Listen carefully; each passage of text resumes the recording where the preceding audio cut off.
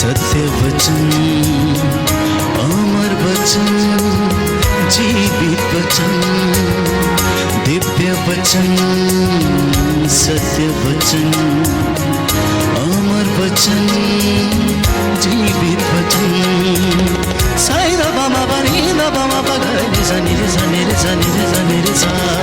दिव्य वचन, सत्य वचन, अमर वचन, जीवित वचन, दिव्य वचन, दिव्य वचन।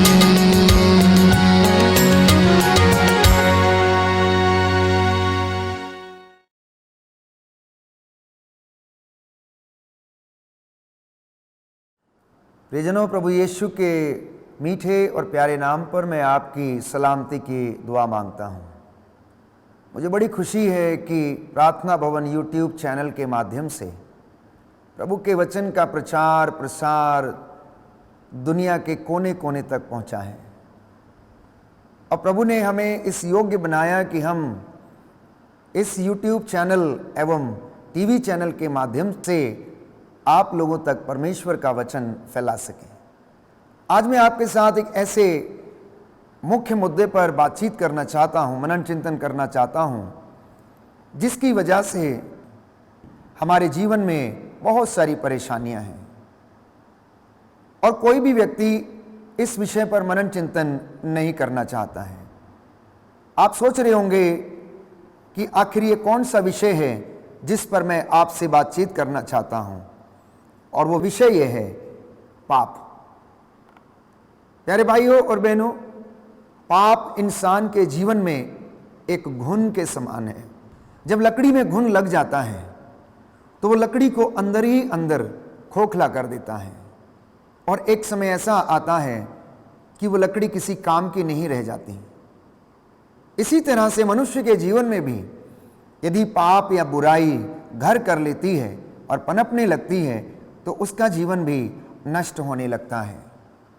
एक दूसरा सवाल हमारे सामने ये आता है कि आखिर ये पाप क्या है, ये पाप कहां से आया और इसके परिणाम क्या हैं और इससे कैसे बचा जा सकता है। इन तमाम सवालों के जवाब बाइबल हमारे सामने रखती है। मैं कोशिश करूंगा परमेश्वर की दया से और पवित्र आत्मा की प्रेरणा से कि आज हम इस विषय पर बड़ी गंभीरता से मनन चिंतन करें और अपने जीवन में इसे आत्मसात करें और इस बुराई से हम बाहर निकल सकें।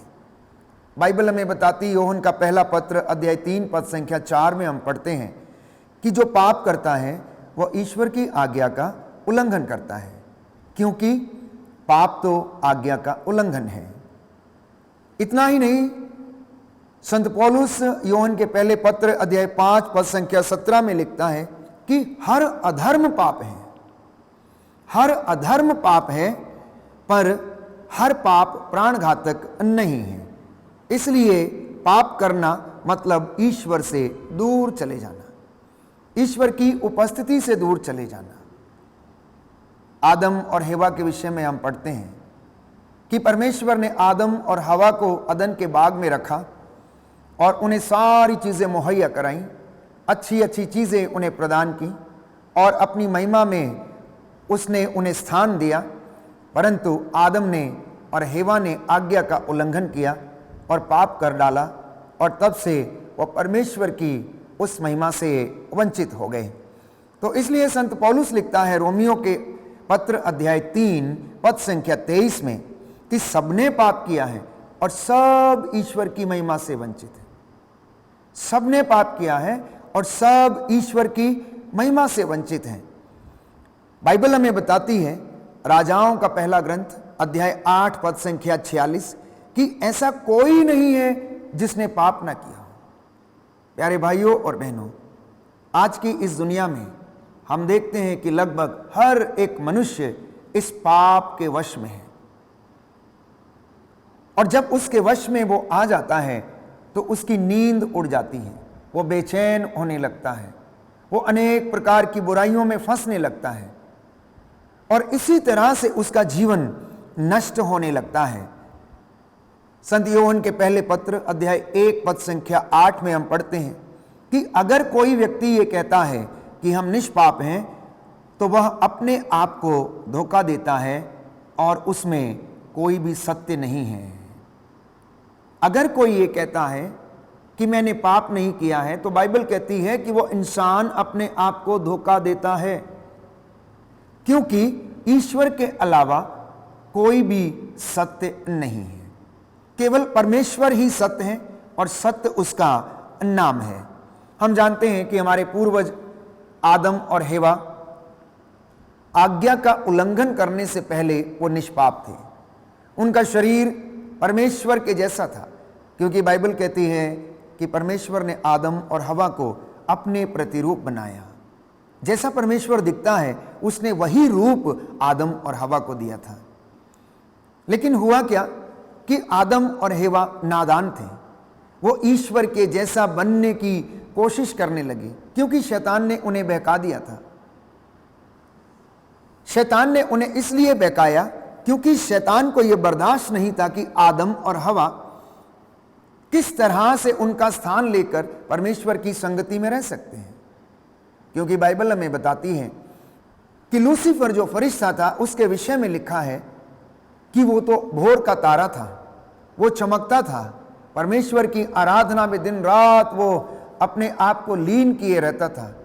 पूरे दूतों और संतों की मंडली के साथ वो स्वर्ग राज्य में ऊंची आवाज में प्रभु की महिमा किया करता था। लेकिन एक दिन ऐसा हुआ कि उसके अंदर घमंड आ गया, वो अपने ऊपर गर्व करने लगा। इसलिए उसने अपने अन्य साथियों को भी बहकाया और परमेश्वर के विरुद्ध स्वर्ग में विद्रोह छिड़ गया।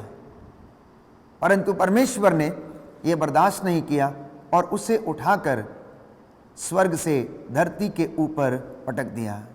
तो बाइबल हमें बताती है कि पाप की उत्पत्ति कहां से हुई। सबसे पहला पाप स्वर्ग में किया गया था और यह पाप शैतान की ईर्ष्या के कारण उत्पन्न हुआ था, प्यारे भाइयों और बहनों। और वो बढ़ता बढ़ता बढ़ता बढ़ता लोगों के जीवन पर उसने अधिकार ले लिया। उनको प्रलोभन में डालने का उसने, ऐसा लगता है, ठेका ले रखा है और सबको अपने वश में कर लेता है। तो बाइबल हमें बताती है, उत्पत्ति ग्रंथ अध्याय 3 पद संख्या 5 से 6 में पढ़ते हैं कि पहले आदम और हेवा ईश्वर के प्रतिरूप थे, पर आज्ञा भंग करने के द्वारा उन्होंने वह स्वरूप खो दिया। उन्होंने उस महिमा को गंवा दिया, उन्होंने उस अधिकार को गंवा दिया, उन्होंने ईश्वरीय उपस्थिति से अपने आप को अलग कर लिया। इसलिए जब परमेश्वर उन्हें अदन वाटिका में ढूंढने के लिए आया तो उसने पुकारा, आदम आदम तुम कहां हो। आदम ने जवाब दिया कि मैं तेरी आवाज सुन के डर गया। प्रभु ने पूछा क्यों? उसने कहा कि मैं नंगा हूं। परमेश्वर ने कहा, किसने तुझसे कहा कि तू नंगा है? क्या तुमने उस फल को खाया जिसे मैंने खाने के लिए मना किया था? उसने कहा, जिस स्त्री को तूने मेरे साथ रहने के लिए दिया है उसने मुझे दिया और मैंने खा लिया। परमेश्वर ने स्त्री से कहा, यह तूने क्या किया है? और स्त्री ने जवाब दिया कि शैतान ने मुझे बहका दिया और मैंने फल खा लिया। प्यारे भाइयों और बहनों, बस यहीं से पाप इस धरती के ऊपर फैल गया और इसकी उत्पत्ति ईर्ष्या के कारण हुई।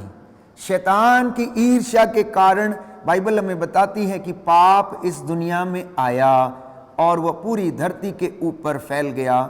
सबसे पहला पाप जो था स्वर्ग राज्य में किया गया लूसीफर फरिश्ते के द्वारा। उसने परमेश्वर के विरुद्ध विद्रोह किया, परमेश्वर से उसने ईर्ष्या की, अपने आप को उसने परमेश्वर के जैसा समझा और माना और अपने साथियों से कहा कि तुम मेरी आराधना करो। इसलिए वह अपनी फितरत से बाज नहीं आया। जब प्रभु यीशु इस दुनिया में सेवकाई के लिए अपना काम शुरू करने वाले थे, बपतिस्मा के बाद पवित्र आत्मा उन्हें एकांत में ले गया, पहाड़ी पर ले गया और शैतान ने वहां पर उनकी परीक्षा ली और उनसे फिर उसी बात को दोहराया कि देखो ये पूरा संसार मेरा है तुम मेरी आराधना करो, मेरे चरणों में तुम झुको और देखो कि मैं ये सब कुछ तुम्हें प्रदान कर दूंगा। इतना ही नहीं, बाइबल ने भी शैतान को इस दुनिया का नायक कहा है। यीशु मसीह ने स्वयं शैतान को इस संसार का नायक कहा और कहा कि देखो अब संसार का नायक आ गया है, अब वो मुझे पकड़वा देगा। प्यारे भाइयों और बहनों, हम जानते हैं कि उसी नायक को प्रभु ने क्रूस के ऊपर अपने आप को बलिदान करके हराया और मौत पर उसने फतह पाई। तो जब आदम और हेवा के बच्चे हो गए तो उन्होंने भी यही पाप किया। जब आदम और हवा के बच्चे हो गए, काइन और हाबिल, दो भाई थे, हम जानते हैं, बाइबल हमें बताती है, तो दोनों भाइयों में ईर्ष्या होने लगी। देखिए किस तरह से विपत्ति पीछा करते हुए आई। सबसे पहले शैतान ने स्वर्ग में प्रभु के विरुद्ध ईर्ष्या की और उसके बाद उसने आदम और हेवा से ईर्ष्या की, उन्हें प्रलोभन में डाला, वो विपत्ति में पड़ गए, महिमा से वंचित हो गए, उनके बच्चे हो गए, उनके बच्चे भी आपस में लड़ने लगे। काइन अपने भाई हाबिल से ईर्ष्या करने लगा, घृणा करने लगा और उसने हत्या कर डाली, क्योंकि परमेश्वर ने हाबिल का चढ़ावा स्वीकार किया था लेकिन काइन का चढ़ावा स्वीकार नहीं किया था, क्योंकि काइन का चढ़ावा योग्य नहीं पाया गया। बाइबल हमें बताती है कि काइन ने अपने पूरे धन में से थोड़ा सा अंश प्रभु को समर्पित किया, लेकिन हाबिल ने अपनी पूरी संपत्ति में से, पूरे धन में से सबसे सर्वश्रेष्ठ भाग वो प्रभु को समर्पित किया था। इसलिए हाबिल की भेंट को प्रभु ने स्वीकार किया। लेकिन हुआ क्या? काइन अपने भाई हाबिल से ईर्ष्या करने लगा, क्योंकि वो पाप का बीज जो था वो आदम और हवा के जीवन में बोया जा चुका था। उन्होंने आज्ञा का उल्लंघन किया, इसीलिए वो पाप बच्चों की जिंदगी में भी ट्रांसफर हो गया। और ऐसा होने के बाद काइन ने अपने भाई की हत्या कर दी। प्यारे भाइयों और बहनों, बाइबल हमें बताती है कि जब काइन से पूछा गया कि काइन तेरा भाई कहाँ है, तो उसने कहा, क्या मैं अपने भाई का ठेकेदार हूं? मुझे नहीं पता कहाँ है। बाइबल हमें इतना भी बताती है कि परमेश्वर का वचन ये कहता है कि तेरे भाई का रक्त तुझे पुकार रहा है। क्रिस्त में प्यारे भाइयों और बहनों, आज मनुष्य की दशा ये है कि वो चारों तरफ से इस प्रकार के पापों से घिरा हुआ है। जैसे परमेश्वर ने आदम से पूछा कि आदम तुम कहाँ हो, काइन से पूछा कि काइन तेरा भाई कहाँ है। आज वही सवाल माता पिता से है, आज वही सवाल युवक युवतियों से है, आज वही सवाल बच्चों से है। परमेश्वर पूछता है कि तुम कहाँ हो मेरे बेटे, मेरी बेटी, तुम कहाँ हो? क्या तुम नशे में फंसे हुए हो? क्या तुम ड्रग्स में फंसे हुए हो? क्या तुम व्यभिचार में लिप्त हो? क्या तुम आज्ञाओं का उल्लंघन करने में फंसे हुए हो? क्या तुम घूस लेने में, कमीशन लेने में फंसे हुए हो? क्या तुम शोषण कर रहे हो? क्या तुम अनेक प्रकार की बुराइयों से घिरे हुए हो? तुम कहाँ हो? आओ मेरे पास लौटो और अपना हृदय खोलकर पश्चाताप करो और मैं तुम्हारे पास लौटूंगा। लेकिन इंसान फिर भी समझने में असमर्थ है। तो पाप, मैंने कहा, ईश्वर की आज्ञा का उल्लंघन है। अब पाप की उत्पत्ति कहां से हुई? मैंने कहा कि यह उत्पत्ति शैतान की ईर्ष्या के कारण हुई। लेकिन इसके विषय में बाइबल हमें और भी अच्छी तरह से समझाती है। संत याकूब अध्याय 1 पद संख्या 15 में लिखता है कि शरीर की वासना के गर्भ से पाप उत्पन्न होता है। तो पाप का जन्म कहां से होता है? शरीर की वासना के गर्भ से पाप का जन्म होता है और मृत्यु को जन्म देता है। और पाप का वेतन तो संत पौलुस कहता है कि वह मृत्यु है। इसलिए प्रियजनों, हर एक व्यक्ति को, बच्चे को, बूढ़े को, बुजुर्ग को, नवयुवक और युवती को यह जानने की आवश्यकता है कि पाप हमारी जिंदगी में कहां से आता, कैसे उत्पन्न हो रहा। हमारे पूर्वजों ने पाप किया, वो विपत्ति हमारा पीछा करती है। लेकिन मेरे और आपके जीवन में हम अपने कुकर्मों का और पापों का फल भोगते हैं, क्योंकि हम अपनी ही शरीर की वासनाओं से जब संचालित होते हैं तो वहां से पाप उत्पन्न होता है, जन्म लेता है और मृत्यु को जन्म देता है। और संत पौलुस हमें समझाता है कि पाप की मजदूरी तो मृत्यु है। प्रियजनों, बाइबल हमें बताती है, रोमियो का पत्र अध्याय 5 पद संख्या 12 में हम पढ़ते हैं कि एक मनुष्य के द्वारा पाप संसार में आया और पाप के द्वारा मृत्यु का इस संसार में प्रवेश हुआ और मृत्यु सारे मनुष्यों में फैल गई। तो क्या आप इससे बचना चाहते हैं या नहीं? यह निर्णय आपका है। क्या आप इस पाप भरी जिंदगी में जीना चाहते हैं या फिर परमेश्वर के साथ आप रहना चाहते हैं? यह निर्णय करना आपका और मेरा कर्तव्य है।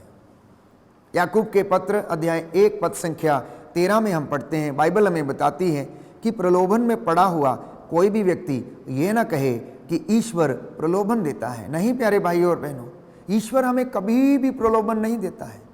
ईश्वर तो चाहता है कि मेरा और आपका कल्याण हो। ईश्वर तो चाहता है कि मैं और आप उन्नति करें। ईश्वर चाहता है कि आपके घर फले फूले, आपके बच्चे आपके आंगन की शोभा बढ़ाएं, आप अपने कारोबार में उन्नति करें, आप प्रभु की इबादत में रहें, आप उसकी हुजूरी में बैठें, आप उसकी उपस्थिति से अपने आप को प्रसन्न करें। कभी कभी अनायास ही हम परमेश्वर पर दोष लगा देते हैं कि आखिर ईश्वर ने मुझे इस प्रलोभन में क्यों पड़ने दिया। नहीं प्रियजनों, ईश्वर प्रलोभन नहीं देता है। ईश्वर ना तो बुराई के प्रलोभन में पड़ सकता है और ना ही वो किसी को प्रलोभन देता है। बाइबल इस विषय में स्पष्ट करती है, याकूब का पत्र अध्याय 1 पद संख्या 13। तो ईश्वर ने ना केवल लूसीफर को, जो फरिश्ता था, स्वर्ग से धरती के ऊपर फेंक दिया, बल्कि उसके साथ उन स्वर्गदूतों को भी उन्होंने निकाल दिया जिन्होंने ईश्वर के विरुद्ध विद्रोह किया था। उन्हें भी नहीं बख्शा, उन्हें भी नरक के अंधेरे में, नरक के गर्त में डालकर न्याय के लिए उन्हें रख छोड़ा है। तो जितने भी लोगों को परमेश्वर ने स्वर्ग से निष्कासित किया, उन लोगों को नरक के गर्त में, अंधेरे गर्त में, बाइबल हमें बताती है, पेतरुस का दूसरा पत्र अध्याय 2 पद संख्या 4 में हम पढ़ते हैं कि परमेश्वर ने अंधेरे गर्त में उन्हें डालकर न्याय के दिन के लिए रख छोड़ा है। आप और मैं अपने जीवन में झांक कर देखें कि हमारे जीवन में ऐसी कौन सी कमियां हैं जिनकी वजह से हम परमेश्वर की संगति से दूर रहते हैं, जिनकी वजह से हम उन्नति करने में असमर्थ हैं, जिसकी वजह से हम पाप के बंधन में रह जाते हैं और यूं ही हमारा जीवन गुजरता जाता है। दाऊद के विषय में हम पढ़ते हैं, दाऊद का पाप क्या था? दाऊद का पाप ना केवल व्यभिचार था प्रियजनों, दाऊद का पाप था धोखा देना। उसने अपने सेनापति को धोखा दिया, धोखे से उसको मरवा डाला, धोखे से उसकी हत्या करवा दी, धोखे से उसको भेज दिया और खुद वो उस दिन महल में रहा, जबकि उसे सेना के साथ सबसे आगे जाकर युद्ध लड़ना चाहिए था। तो दाऊद का पाप था धोखा, व्यभिचार और उसके बाद हत्या। जब हम अपने आप को अपनी जिम्मेदारियों से अलग करते हैं तो हम इन तमाम प्रकार की बुराइयों में फंस जाते हैं। उस दिन दाऊद अगर युद्ध लड़ने के लिए गया होता तो वो पाप से बच जाता और उसके जीवन में ये बुराई ना आती। लेकिन उस दिन उसने मदिरा पिया, मदिरा पीने के बाद वो अपने महल की छत पर टहल रहा था और वहाँ से उसकी नज़र अपनी सेनापति की पत्नी के ऊपर पड़ी और वो उसके ऊपर मंत्र मुग्ध हो गया और उसने उसको बुलवा भेजा और उसके साथ रमण किया। रमण करने के बाद पता लगा कि वो गर्भवती हो गई है। और प्यारे भाइयों और बहनों, आगे का किस्सा हम जानते हैं कि किस तरह से दाऊद ने ना केवल उसके पति को मरवा डाला परंतु उसने उसके साथ धोखा भी किया। साउल का पाप क्या था? साउल का पाप था अत्याचार एवं हत्या। वो परमेश्वर के लोगों को सताता था, मसीहों को सताता था, बंदी बनाता था, उनके ऊपर अत्याचार करता था, उनका शोषण करता था। पेतरुस का पाप क्या था? पेतरुस का पाप ईश्वर के पुत्र ईसा मसीह को इनकार करना उसका सबसे बड़ा पाप था, सबसे बड़ी गलती थी। जबकि पेतरुस यीशु के साथ दिन रात उठता बैठता, खाता पीता था, उनकी सेवकाई का हिस्सा था, वो उनके जीवन में चिन्ह चमत्कारों को देखा करता था, लेकिन फिर भी वह ईमानदार नहीं ठहरा और उसने प्रभु यीशु को इनकार कर दिया और कहा कि मैं तो जानता तक नहीं हूं, यह मनुष्य कहां से आया है, मैंने इसे नहीं देखा, मैं इसके साथ नहीं हूं। उड़ाऊ पुत्र का पाप क्या था? उसका पाप अनादर था, अपने पिता का कहना नहीं मानना, उसकी आज्ञा का पालन नहीं करना। अपनी संपत्ति का हिस्सा लेकर प्रियजनों वो दूसरे देश चला गया और जब अकाल पड़ा तो वहां पर उसे बहुत सारी यंत्रणा और कष्ट उसे सहना पड़ा। तो बाइबल हमें बताती है कि जो पाप करता है वो ईश्वर की नहीं, शैतान की संतान है। तो जब हम पाप करते हैं तो हम ईश्वर की संतान नहीं बल्कि शैतान की संतान बन जाते हैं। लेकिन जब हम धर्माचरण करते हैं, जब हम परमेश्वर के लिए काम करते हैं, जब हम बंदगी में अपना जीवन व्यतीत करते हैं तो हम ईश्वर की संतान कहने के लायक समझे जाते हैं। तो बाइबल हमें बताती है, यूहन्ना का पहला पत्र अध्याय 3 पद संख्या 5 से 10 में हम पढ़ते हैं कि जो धर्माचरण करता है वह उन्हीं की तरह निर्दोष है जैसे कि प्रभु यीशु निर्दोष है। लेकिन जो पाप करता है वो शैतान की संतान है, क्योंकि शैतान आरंभ से पाप करता आया है, क्योंकि शैतान आरंभ से ही पाप करता आया है। और ईश्वर का पुत्र इसलिए प्रकट हुआ है कि वह शैतान का सर्वनाश करे और उसे समाप्त करे और मुझे और आपको विजय दिलाए। कितनी सुंदर बात है कि प्रभु यीशु का इस दुनिया में आने का जो उद्देश्य था, उनका जो मकसद था, वो ये था कि मैं और आप शांति प्राप्त करें, मैं और आप इस पाप की दास्ता से आजाद हो जाएं, मैं और आप अपने जीवन में उन्नति पाएं, मैं और आप उद्धार पाएं, मैं और आप परमेश्वर की संतान फिर से कहलाने के योग्य ठहरें, मैं और आप परमेश्वर की हजूरी में आने के लायक समझे जाएं। यह काम करने के लिए प्रभु यीशु इस दुनिया में आया और उसने ठीक ही कहा, मैं इसलिए आया हूं कि जो कोई मुझ में विश्वास करे उसका सर्वनाश ना हो बल्कि वह अनंत जीवन प्राप्त करें। इसलिए प्रियजनों, आज मनन चिंतन करने का दिन है। यह समय मनन चिंतन करने का है, अपने जीवन को झांक कर देखने का है कि मेरे जीवन में पाप रूपी घुन कहां पर लगा हुआ है। क्या मेरा मोबाइल मेरे लिए पाप का कारण बन रहा है, जिस पर मैं बहुत सारी चीजें, अश्लील चीजें या ऐसे षड्यंत्र या ऐसी बातों को करता हूं या देखता हूं या मित्रों के साथ साझा करता हूं, जिसके कारण वासना उत्पन्न होती है और वासना के गर्भ से पाप उत्पन्न होता है। क्या मेरी जिंदगी में ऐसा है? ये आज के प्रवचन का मुख्य विषय है और इस पर मैं और आप मनन चिंतन करें। यदि आप चाहते हैं कि आपके जीवन से बुराई का अंत हो, पाप का अंत हो, तो हमें परमेश्वर की हुजूरी में उपस्थित होकर उसकी आज्ञाओं का पालन करना और उस पर विश्वास करना अत्यंत आवश्यक है। तो जो पाप नहीं करता वो ईश्वर की संतान है। तो ईश्वर का जीवन तत्व संत पौलुस कहता है कि उसके अंदर विराजमान है और क्रियाशील है। जो इंसान अपने आप को पाप से बचाकर रखता है, धर्म के रास्ते पर चलता है, उस व्यक्ति के अंदर ईश्वर का तत्व विराजमान है। उसके अंदर परमेश्वर की महिमा, परमेश्वर की कृपा जो है क्रियाशील है, वो एक्टिव है। ग्रेस उसके अंदर एक्टिव रहती है और वो काम करती है। लेकिन बाइबल हमें बताती है, यूहन्ना का पहला पत्र अध्याय 3 पद संख्या 14 और उसका दूसरा भाग, जो प्यार नहीं करता वह मृत्यु में निवास करता है। अपने भाई को, अपनी बहन को, अपने बच्चों को, अपनी पत्नी को या पति को प्यार नहीं करना भी पाप है। और बाइबल कहती है कि जो व्यक्ति अपने भाई से बैर करता है वो हत्यारा है। और आप जानते हैं कि हत्यारे में जीवन नहीं है। जो प्यार नहीं करता, अपने भाई को क्षमा नहीं कर पाता, वो हत्यारा है, बाइबल कहती है, और हत्यारे में जीवन नहीं। इसलिए इस पाप से बचने की कोशिश करना, ये पाप इतना भयानक है, अगर किसी के जीवन में ये लग जाए तो बाइबल इसके विषय में कहती है कि ये शेर के समान है।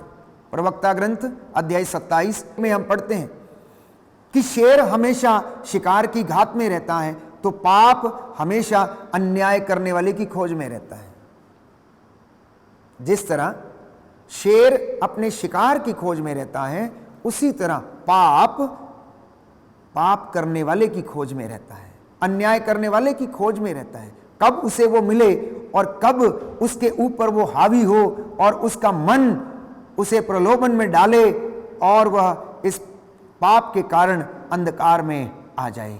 इसलिए इससे बचने की कोशिश करना, बाइबल कहती है प्रवक्ता ग्रंथ अध्याय 21 पद संख्या 1 में, पुत्र क्या तुमने पाप किया है तो फिर ऐसा मत करना और अपने पुराने पापों के लिए क्षमा मांगना। सांप के सामने की तरह पाप से दूर भाग जाओ। यदि पास आओगे तो वह तुमको काटेगा। उसके दांत सिंह के दांतों के जैसे हैं, वे मनुष्यों की आत्माओं का विनाश करते हैं। ध्यान देने योग्य बात है, सुनिए ध्यान से कि बाइबल ये कहती है कि पाप के दांत शेर के दांतों के समान हैं और ये क्या करता है? आत्मा का विनाश करता है। पाप इंसान की आत्मा का विनाश करता है प्रियजनों। इसलिए हर एक मसीह को, विश्वासी को, हर एक मनुष्य को सावधान रहने की आवश्यकता है कि किस तरह यह पाप आपके जीवन को नष्ट कर सकता है। यदि आप इससे बचने की कोशिश करेंगे तो आपका जीवन, प्यारे भाइयों और बहनों, प्रभु की दृष्टि में निर्दोष रहेगा। ईश्वर आपको कृपा प्रदान करेगा कि आप इस पाप से बचें। कहता है हर एक अपराध दुधारी तलवार के जैसा है, हर एक पाप दुधारी तलवार के जैसा है और उसके घावों का कोई इलाज नहीं है।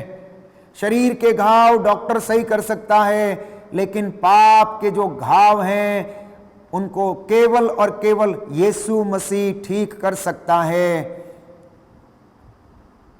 इसलिए ना केवल परिवार परंतु माता पिता, बच्चे, युवक और युवतियां इस पाप से बचने का पूरा प्रयास करें।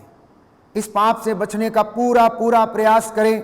सुक्ति ग्रंथ अध्याय 15 पद संख्या 27 में बाइबल हमें बताती है कि पाप की कमाई करने वाला अपना घर संकट में डाल देता है।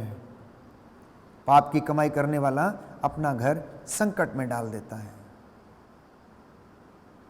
इसलिए परिवारों से प्रभु एक चीज की अपेक्षा करता है कि आपकी जड़ें पवित्र हों, आपका घर पवित्र हो, आपका दाम्पत्य जीवन निर्दोष हो, आपके जीवन में किसी प्रकार का व्यभिचार ना हो, आपके जीवन में किसी प्रकार की अश्लीलता ना हो, आपके जीवन में एक दूसरे को सहन करने की शक्ति हो, आपके जीवन में एक दूसरे को आदर करने का सामर्थ्य, एक दूसरे को क्षमा करने का सामर्थ्य एक दूसरे के पास होना चाहिए।